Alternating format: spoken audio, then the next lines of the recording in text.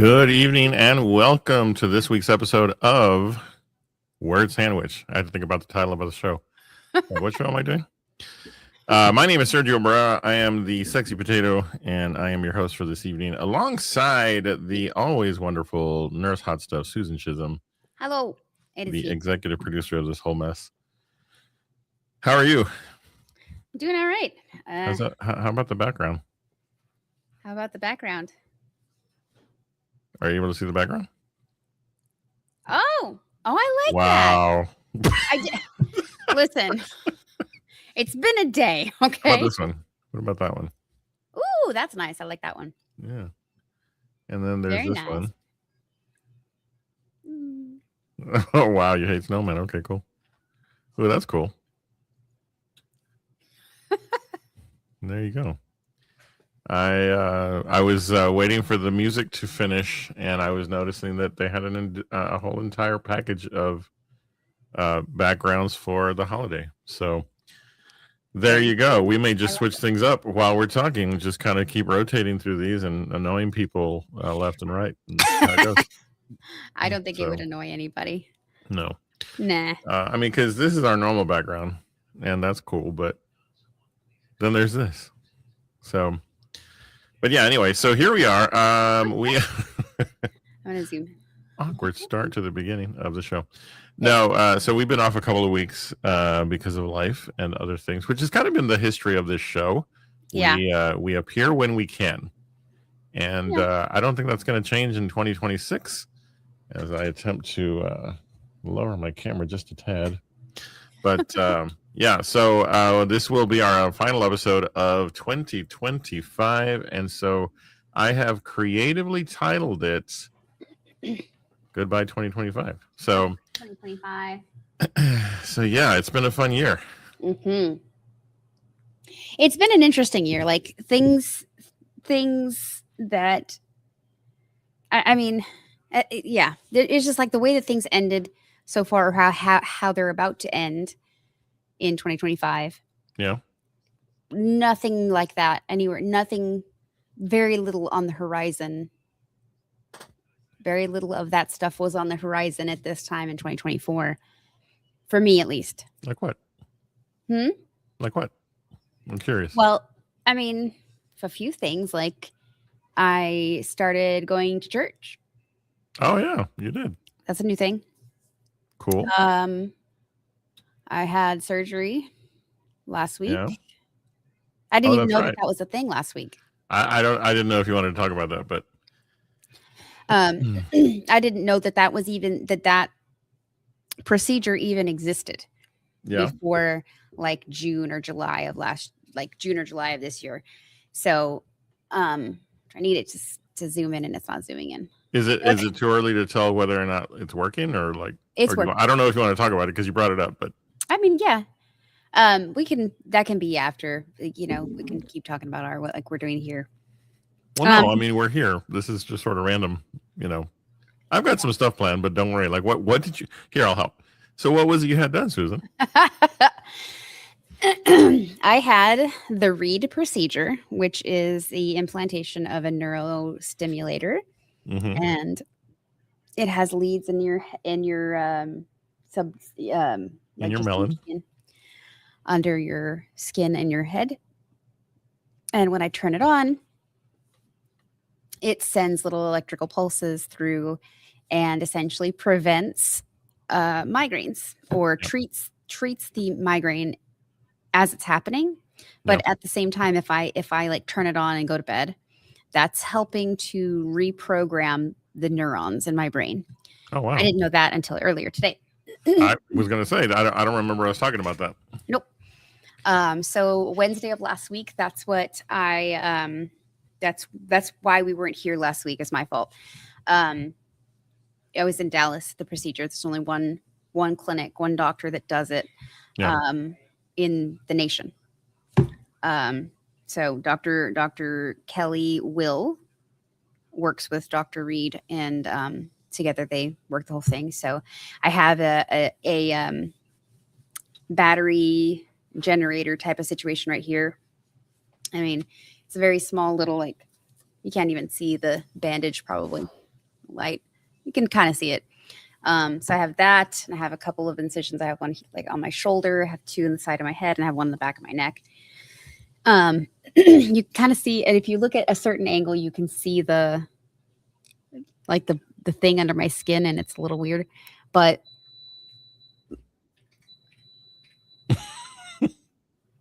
your implants are doing what they want. So are we at a point yet, Susan, where we can tell whether it's effective? Because you're talking about something that I'm familiar with in the sense of my wife Jen, as you know, you and her Yes. are very close. yes. Had a very similar item put into her lower back for the prevention of make up your mind on the camera thing. I'm doing it to irritate you. Is it working? Yeah, it's working. Nicely done. But yeah, no, Jen had the procedure done for her lower back, the spinal cord stimulator. And so are you at a point, even, or is it too soon to know, its effectiveness or, anything like that? So far, yes. I woke up with a headache today, and I had it turned on. For the most part, went away. The issue became when I turned it. I turned it on really high because there was still some like residual headache kind of situation, right. And I turned it on high, and then Colin and I went to go run an errand, and I left it at home. So I have it's a phone looking thing.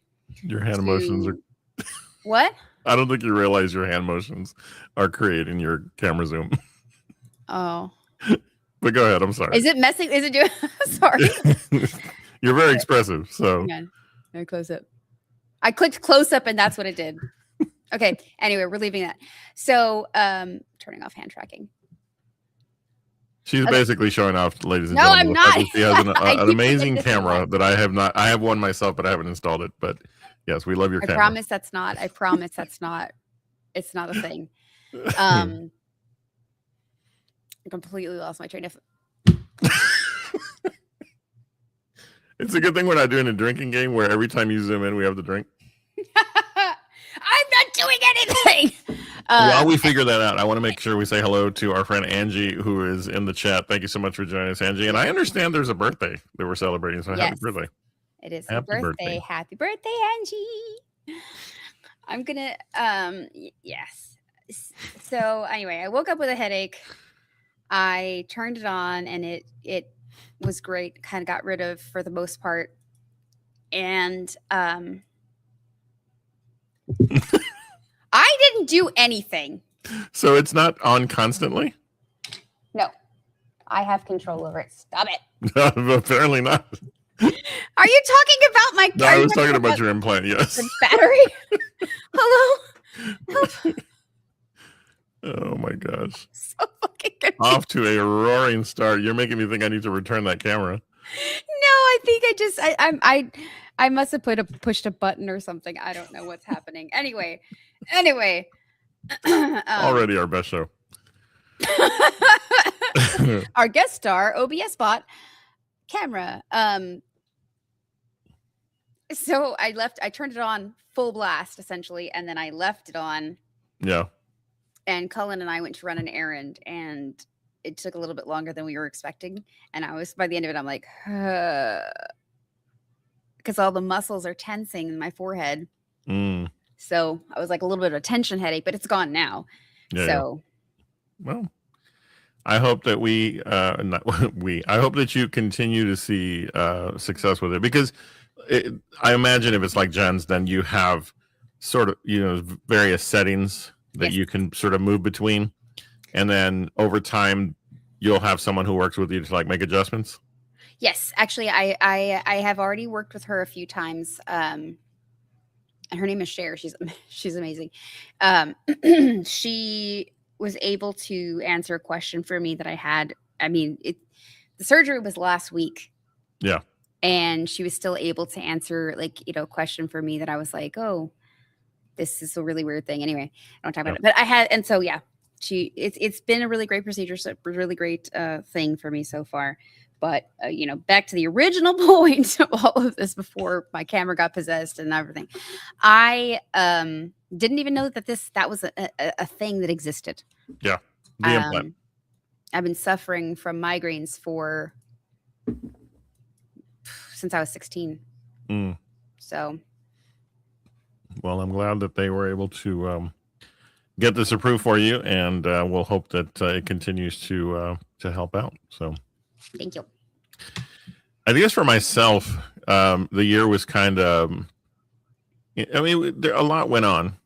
A lot has gone on. But it's like anything else. We do this show in many ways as an outlet for how the weeks are going. And, when I mentioned earlier that we have been taking more pauses here and there. Yeah. But I think once we sort of realized that that's the nature of life, Yeah. To have a constant thing week to week is our goal. But we've always been thankful to those who watch and visit and understand that, hey, every week's not possible, and when it is, we'll do it, and when we can't, that's fine. We will be moving the day of the show as a result of some other things that are brewing in the near future, which I'll talk about when it's time. But when we do come back, because we'll be taking the next couple of weeks off because of the holiday Thursdays. I mean, it's Christmas and then it's New Year's. So we're going to allow everyone to spend time with their families instead of time with us. But when we come back in the new year, we have to. Yeah, when we come back in the new year, it will likely be on a different night. We're still working through the details. It might even be on a weekend afternoon. It just depends on, how things play out, because I'll be honest, my calendar is filling up tremendously fast. Yeah. In the new year. And so it's all good stuff. It's all good stuff. And it's all stuff that's based on my having to, decide, priorities and so forth. So I need to thank you, Susan, for understanding. But you and I both agree, we've had this conversation many times. This project will continue. This is not we just need to find the timing that works for both of us. So yes, yeah. And I'm sure I have confidence that we will. We talk enough to figure that out. Oh yeah, absolutely. Absolutely. So what I really wanted to talk about tonight, I kind of, we're in the holiday season, and it's always, this is one of my favorite times of the year, just for the simple fact that, there's it's not so much about gifts or anything like that, but just something that, for me, I love seeing people get excited about Christmas, get excited about whatever holiday they celebrate, because in the same time of year we're looking at Hanukkah, we're looking at Kwanzaa and others. Yes, people, there's joy, and in a time when that seems on some days to be lacking. I get a big kick out of seeing people talk about, hey, their family gatherings are coming up, or you got to go shopping, it's stressful, but I really love it, and things of that nature. And so I just thought, well, you know what, I think what I'm going to do is I'm going to ask you and I to discuss some questions related to this time of year, these last couple of weeks of the year, and I thought we would just kind of have some fun with it and kind of see where it takes us. So what do you think? I'm down. I'm excited. All right. I'm nervous. Well, question number one, how many vacation hours did you... I'm kidding. Do not even. How much holiday time do you have? I'm kidding. Gotcha. I'm completely out of time myself. But yeah, so question number one, and again, I'm not looking for anything too deep, just kind of whatever comes to mind. In the course of your life, was there ever a regrettable gift that you've given someone? When you think back over the life that you've had and the gift giving that you've done, have you ever regretted a gift that you've given? And does the person even know that you're like, oh man, I maybe shouldn't have done that?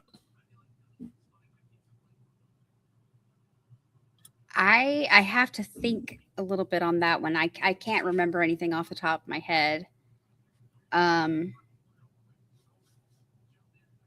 Oh man, no, I can't think of anything off the top of my head. but especially not for like the holiday stuff. Okay. You know, I wouldn't ask it if I didn't have a story. So I was gonna say, yeah, go ahead and tell your story, because maybe by the time you're done, I will have figured it out. I think I may have told you before, but I can't remember if I have. But so Jen and I, we got married in 1992. Yes. And immediately after, Angie has a great answer there in the chat. So we got married in October of 1992. So already last quarter of the year, we got married on Halloween. So we're like right on the cusp of the holiday season, right? Yes. The Sunday after we got married on a Saturday. The very next day, we moved from San Antonio to Houston because she got a teaching job. And so this was all very, very fast. You know, we got married, we moved to a new city and started our life. You know, she began her teaching job that Monday, if I'm not mistaken, and I began my work there. And so life there began, right?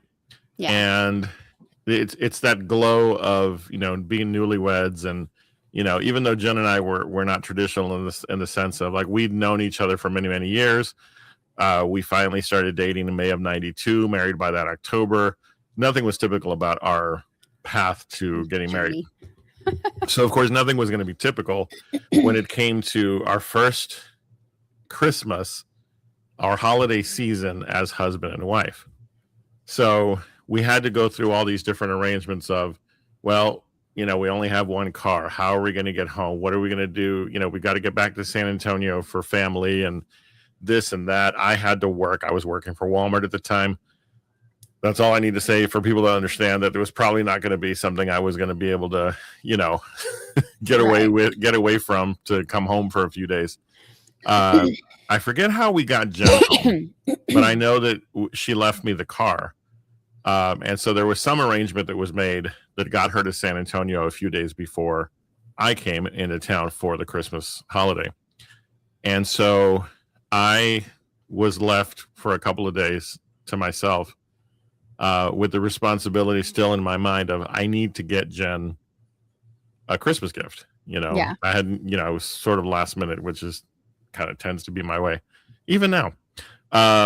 So I bought her several, and I was very proud because I'm like, I'm really good at this gift giving thing. We're going to be fine. Got it down. Yep. So I loaded up the 3 or 4 items, and I even had a plan because back then we had several stops on Christmas Eve. And so we had my parents, we had both sides of my in-laws. And so my plan was I'm going to give her a gift at every location. Okay.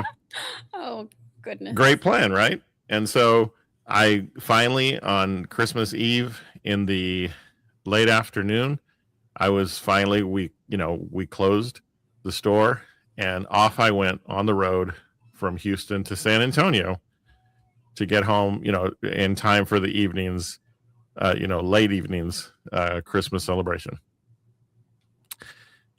To say that the rice cooker did not go over well is it's a pretty big understatement.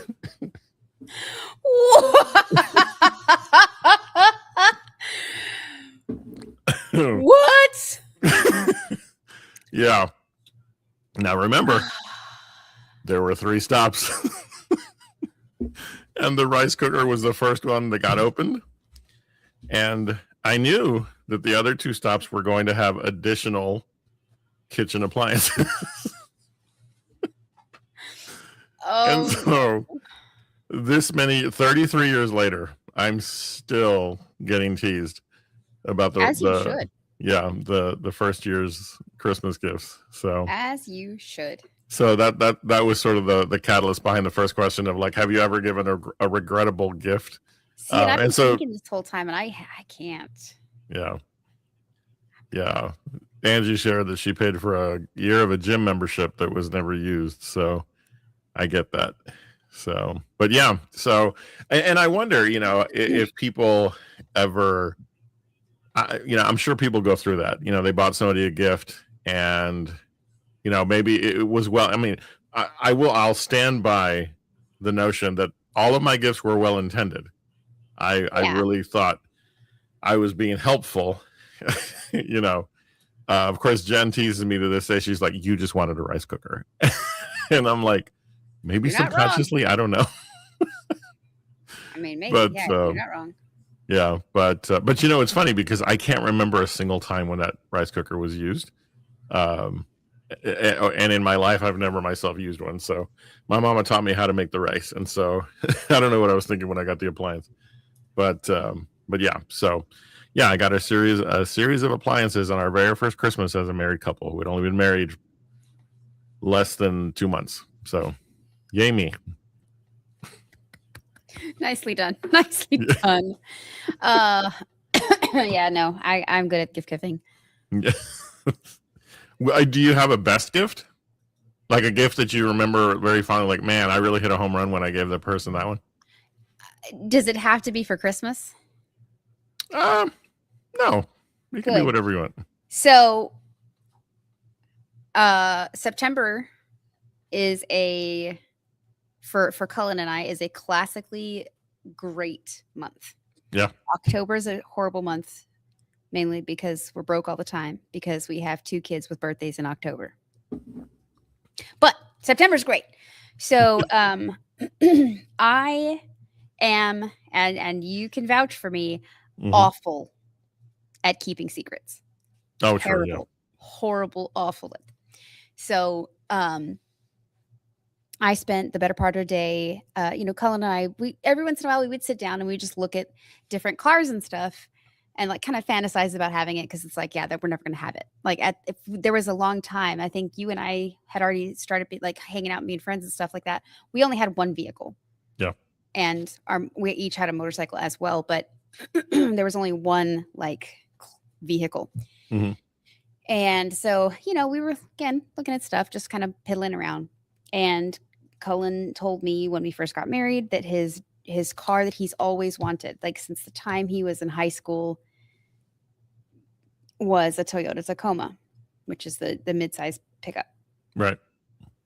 And so we were looking at it one night and, kind of just like paging through and looking at it. I'm like, oh, that's really cool. And he's like, yeah, I like this, and this, though. I'm like, oh, okay. And mentally taking mental notes, just kind of whatever. Right. And I got a wild hair. And one of our friends' father-in-law, I discovered, worked at a Toyota dealership. Mm-hmm. And so I called him, or, messaged our friend and said, hey, can you patch me in to this guy so that we can like chat and see if this is something that could be maybe possible. And long story short, I never saw the vehicle until I went to go pick it up. I never met the salesman until I went to go pick up the truck. Wow. And sign the paperwork. And the craziest thing is we were looking at these pickup trucks and Cullen was like, oh, that one's really cool. And it was about this color. Mm-hmm. Maybe not exactly. And he's like, but I really like that electric blue, like the voodoo blue. It's like very, bright. Right. But the one that was there was like kind of a dusty blue. And I talked to Tony, the dealer or the salesman. I was like, man, yeah, he really likes that electric blue though. And he goes, wait a minute. And I hear typing in the background and he goes, I've got one. I said, what do you mean? With all the details and stuff? He's like, I've got one coming off of it. It's rolling off of the trailer as we speak. And I'm like, can you reserve it? He literally went, he said, hold on. He went and got the keys and brought them in and put it as reserved for me I still hadn't filled out a loan application. I hadn't done anything. Yeah. And it took less than 24 hours. And I somehow did not tell him. Yeah. I somehow made it through the entire day. And as somebody, I had a friend take me to the dealership and drop me off so that I could, drive it home. Yeah. And I had this bright idea that I was going to, because he had ridden his motorcycle to work. And I had in mind, I was like, okay, well, I'll bring my gear and I'll, ride his motorcycle home. Mm. And he can drive his truck. And I had like made a bow and like everything. Yeah. And Cullen is not great at receiving presents. So hang on, I'll show you.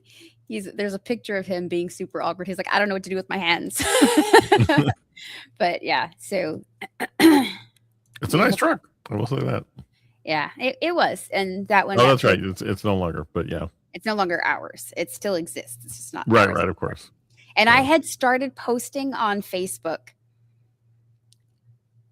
a little bit at a time. I'm like, this is the surprise. It's going to be happening in like 10 minutes. And, you know, so yeah. And you live streamed it. That is almost. That is basically the best. That is the best gift I've ever given. That's cool. That's awesome. Sorry, that was a really long story, but anyway, I gave. No, that's fine. It's funny because I'm kind of lucky because for many years, Jen and I have never we haven't had to continue struggling with what gifts to give one another, especially around the holiday season. Yeah. Birthdays, anniversary kind of thing. Because what we do and what we've done for decades is literally we'll have a conversation around, hey, so what did I get you for Christmas? And so, you know, she just because she knows what she needs. Like, so this year definitely got her, every year it's a full year's worth of massages at her, you know, favorite massage place. So, you know, she knows how to go about making that happen. And so she's like, yeah, you got me a whole year worth of massages and massagers and a couple of other things that she told me that, of course, right now off the top of my head I can't remember, but like I'm very lucky that I don't have to worry. Oh, so tomorrow and then a week from now we're gonna have a capybara experience. So I got her that for Christmas. So we're going to, and I think of that as like a gift, an us gift, right? Yeah. So we'll be going to the zoo tomorrow, and there's a capybara experience where we're actually going to get to interact with, feed, and pet capybaras. So, you know, who better to decide what gift I got them than her, you know, because she knows, you know, what you know, and it's the same with me. You know, I'll let her know, hey, you got me a new DJ deck and stuff like that. So it's a lot of fun. Good. So, yeah. Yeah. Yeah. Gift giving is fun. All right, next question. The holidays. There's a lot of sort of there's a point where you look at the holidays from a kid's eyes, you know, as a kid. At what point do you recall? At what point you went from sort of that kid approach to the holidays, especially Christmas, to the point where you started feeling like, okay, now I have to be an adult about this, you know? And I'm not talking about the, you know, mystique around Santa. So just generally, like, you know, at what point did it become less about the magic of the experience for as a kid and have to think, how, you know, you ended up having to view it from the standpoint of an adult? So I am trying to think about how to take that, because there's two different ways I can take that. One of them is like your pick.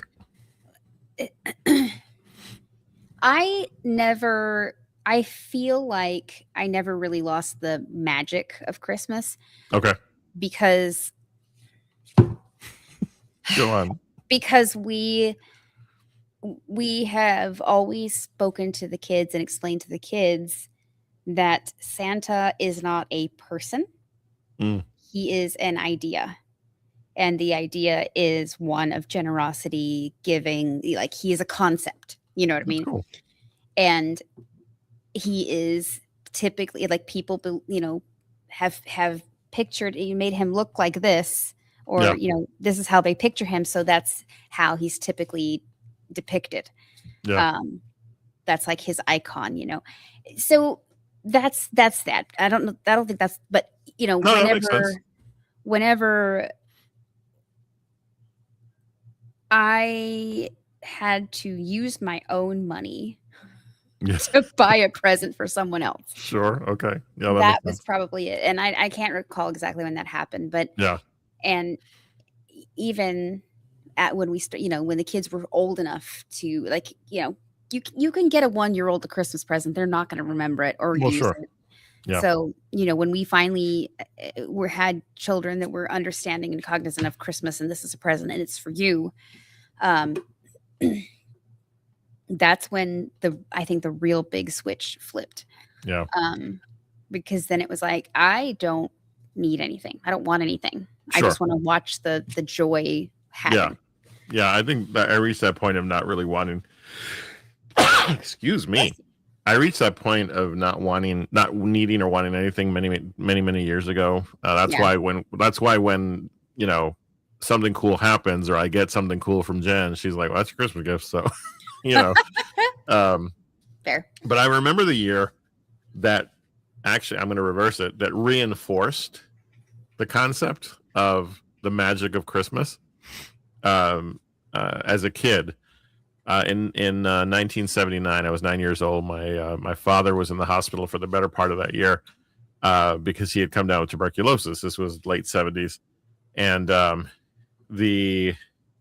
my mom, I'm like literally in the hospital for several months, so it was just my mom and us at home. And I remember her telling us, sitting us down and saying, I'm not sure what Santa's going to be able to pull off this year, and so just know that it's we love each other, and that's what's important. We got to take care of your dad, and and as kids, I mean, I don't remember any of us going, what the hell, like, Yeah. And so we had resigned ourselves to the fact that what was most important that year was not us. I don't know what it is in the mind of a 9-year-old that understood that. And then I had younger siblings, and so I have 2 older siblings and 3 younger. And so we wake up on Christmas morning, and at 9, I'm still in that sort of moment of like, I still want that Christmas, Santa's coming kind of stuff, right? And so we woke up just like any other year, and we walked out into the living room because, hey, maybe Santa was able to pull something off.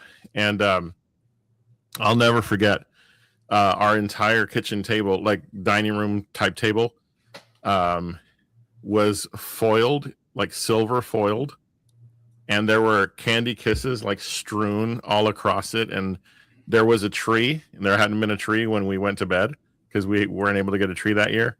And there were tons of gifts under that tree.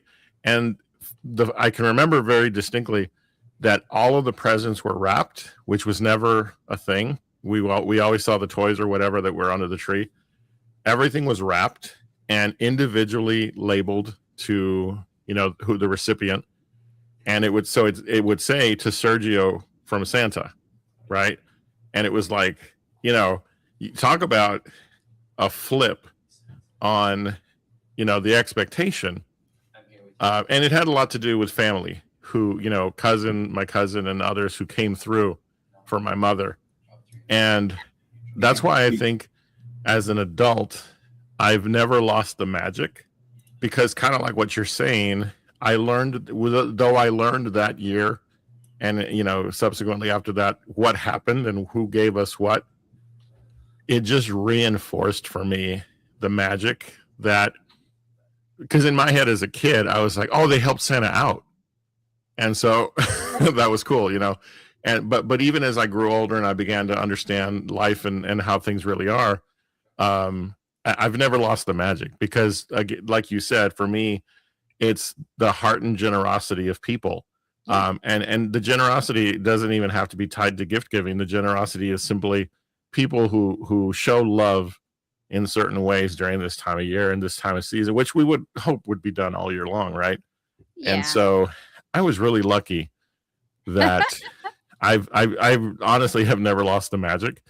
Everything about Christmas makes me happy. I love listening to Christmas carols. I love, watching shows that are, I still love Rudolph the Red-Nosed Reindeer and those types of shows. Hallmark Channel. I can sing those songs like, I mean, so yeah, I'm and you've known me long enough to know that I'm a kid at heart, and Yes. I think that's part of the magic of it. Yes, you Is are. you never quite lose that. No, you don't. I mean, I love Christmas too. I will say that I have difficulty listening to the same same Christmas music over and over and over and over again. I've got 400 I can share with you. But they're all no thanks. That's not my thing. Anyway, but yeah, that's one of the things where it's like, this is not about me. But we talked about a couple weeks ago. We talked about the love languages. Yeah. And that's exactly like what Christmas is. The spirit of Christmas is using your love language voice. Oh, sure. Absolutely. Anyway. No, you're right. That's exactly what it is. And I think for me, that's the magic, is that people can find in themselves the ability to express that way. And I'll be the first to say we have to acknowledge and understand that not everybody's experience is the same. Nope. And so, of course, we want everyone to have a happy holiday season, but we also know that sometimes we need to reach out to folks who are in situations where they may not be having the best time, right? And in that, there's a generosity of heart that the season for me is all about. And so, I'm always, this is the third year in a row that I've participated in our Angel Tree program at work. And so it's nice to be able to give back, in a situation for folks who may not have a Christmas, Yeah. And so, yeah, I guess I've never lost the magic, and I'm thankful for that. So I want to take a moment to say hello to our friends Savage and Gator. Thank you so much for stopping by. Captain Sparkle Pants, of course, is there as well. We appreciate all of you for hanging out with us this afternoon, or this evening, as I should say. One more question before we get ready to land the plane, Susan. If you had to survive for an entire week eating only 3 foods from the holiday table, Christmas holiday table, what 3 foods would it be? And we're going to go Christmas holiday specifically, because some folks, like, they have a tradition, So what 3 foods would you be okay eating an entire week from this season? I will admit fully now, everyone listening, I struggle to eat the same meal over and over and over again. I know it's a hypothetical, so I'm just saying in general. So this is going to be a tough one for me. Definitely potatoes and gravy. Okay. And rolls. Those dinner rolls. You can do that all year long. That's it. Potatoes and gravy is one item. Yeah, no, absolutely. Okay. And to me, that's not even a holiday food, but I get you. Definitely the rolls, and I guess meat. We've had this thing where we've tried to do different things, like we do a ham, we do turkey. One year we got to do a standing rib roast, and that was impressive, by the way. Yeah. I remember you posting about that, and I was like, I want her life. So. Meat. But yeah, that's definitely, I would say, if that's the choice, I mean, standing rib roast all day, any day. Yeah. And those rolls. Yeah, for me, I gotta have tamales, man. Like I have not yet had my yearly Christmas tamale, and so I'm still waiting to see. And I'm thinking about what we're planning for Jen's side of the family on Christmas Eve. Mm-hmm. And I know for a fact there won't be tamales. So I'm going to have to leave it up to my family, man. That or I'm going to have to go buy my own. But it would be tamales for sure. Yeah. Because we're picking 3. Eggnog. Big fan. And thankfully, my little niece and my sister, her mom, have preserved my mother's cookie recipes, and my mom's pecan sandies are the best. And so that's a tradition I'm very thankful that my sisters have kept going, is the cookie table at Christmas with my family. And and I'm talking like 7 to 9 different types of cookies, right? And but man, I make a beeline to those pecan sandies as soon as I get there. I'm like, I'll greet y'all in a minute. And so hello cookies. exactly. Awesome. So yeah, I love this time of year. So yeah, I do too. And I think part of it too is that, a lot of people will say, okay, yeah, I hate, oh, you have to spend the day in the kitchen all day long and blah, blah, blah, cooking is the worst. I'm like, I like cooking. I like being in the kitchen. Yeah. But I also get really easily overwhelmed. Sure. And then I get cranky. No, not you. I also get like,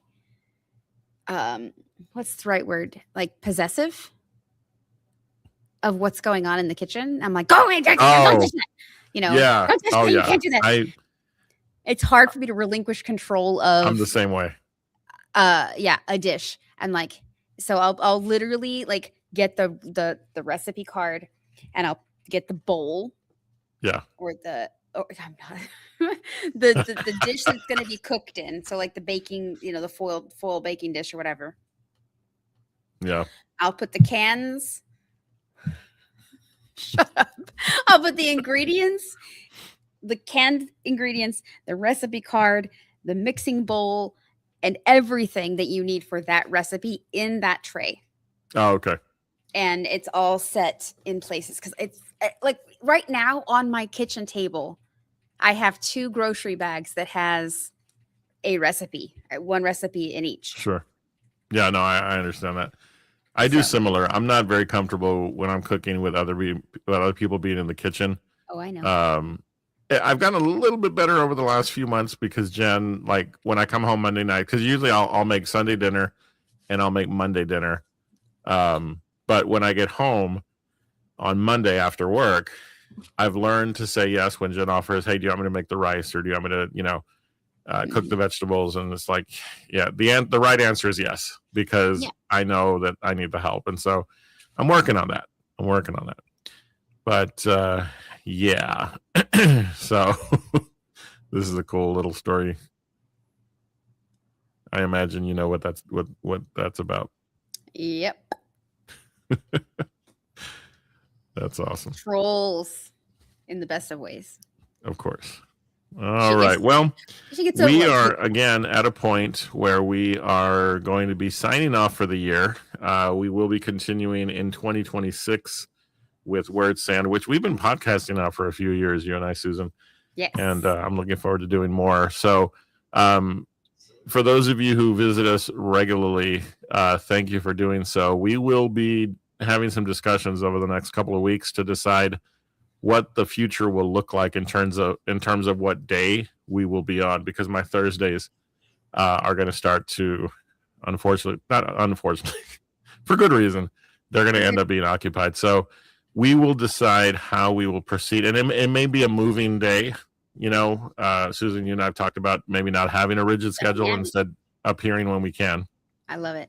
Dynamic, Yeah. So we will definitely communicate out what our plan is, and week to week you'll always know ahead of time if you follow us on social media.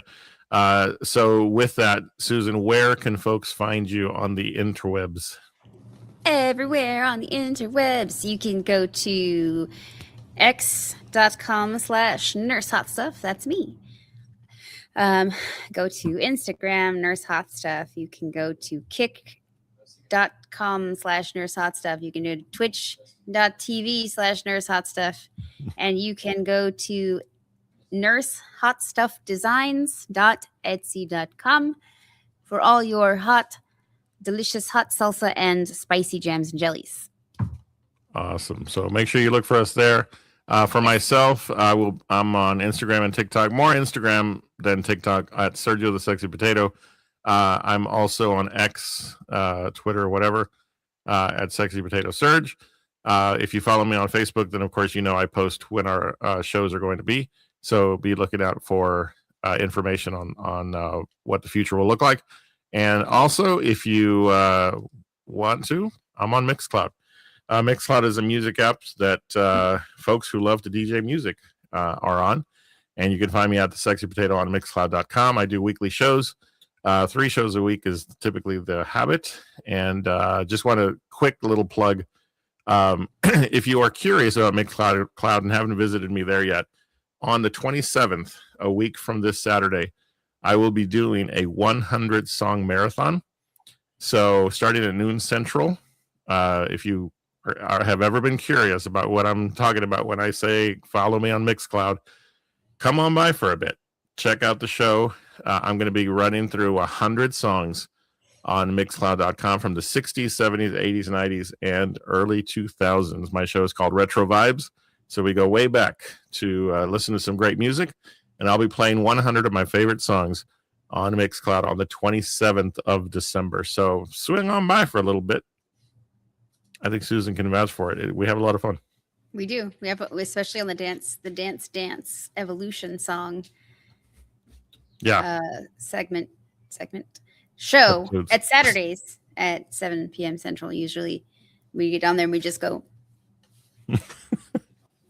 So yeah, I know it's a platform that not too many folks are familiar with unless you're into, the DJ experience.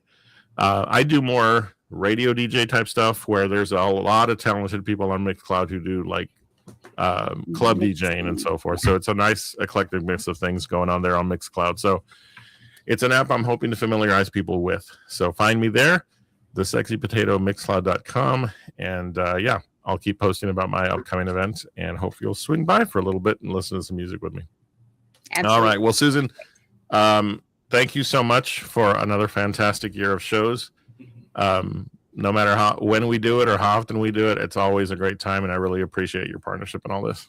Yeah, I appreciate you. I life between the both of us too gets kind of crazy, and I'm glad to have you there with me for the show, and we can also like adjust things as needed. So absolutely. Well, more importantly, though, to all of you who watch us and hang out with us week to week, thank you so much for being with us. We really do appreciate you. I don't know how else to show it other than to say it. Seeing your names pop up on the chat show after show, I just don't have the words to adequately thank you all for what that means to us. And so thank you guys for continuing to support us and continuing to encourage us, because every time you show up and say hello, it really is a huge boost and really just keeps us wanting to keep this train rolling. So we'll see you in 2026 during the first week of the month. We will be back in a couple of weeks. Yes. And we're going to keep on rolling. So before we get out of here, I just want to remind you, as I always do, you are awesome. You're amazing. And the world's a better place because you are in it. Enjoy the holiday season. Whatever it is you celebrate, just know you have our love. And we look forward to a fantastic new year. Be safe, be well, and we love you all. Good night, everybody. Good night.